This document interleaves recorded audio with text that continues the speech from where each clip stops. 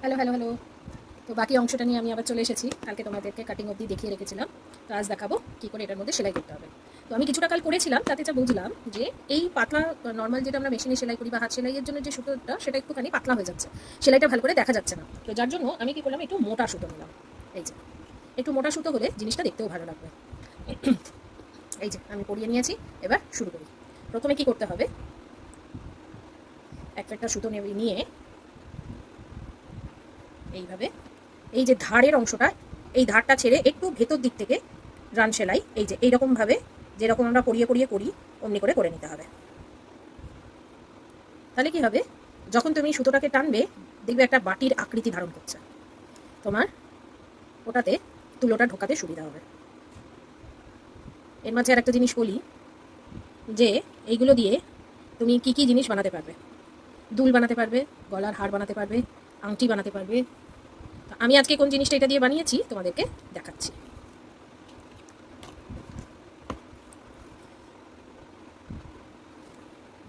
এই দেখো, দেখছো টানলেই কিরকম একটা বাটির মতো হয়ে যাচ্ছে। দেখো বাকিটা করলে আরো সুন্দর করে বুঝতে পারবে।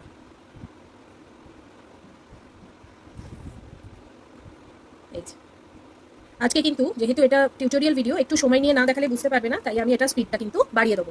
যেহেতু 3 মিনিটের বেশি হলে ভিডিও আপলোড হয় না আমার, সেই জন্য বাড়িয়ে দেবো, তাতেও তোমরা বুঝতে পারবে যে কী করে করতে হবে। এই দেখো যত টানবে এবারে এটা বাটির মতো হতে থাকবে।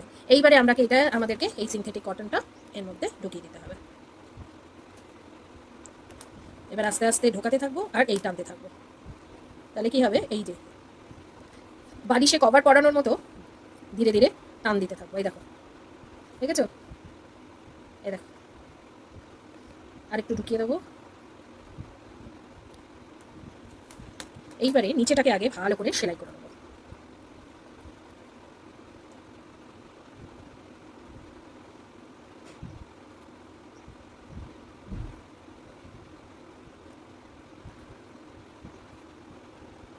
এইবারে এইখানটা আগে সেলাই করে নিলে সুবিধা হবে।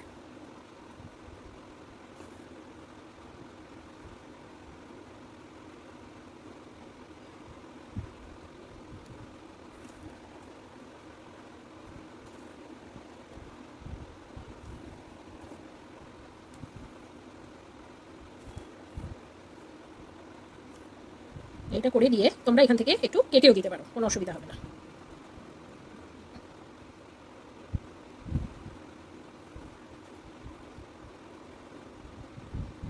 এইবারে দেখো আমার নিচেটা তৈরি হয়ে গেছে।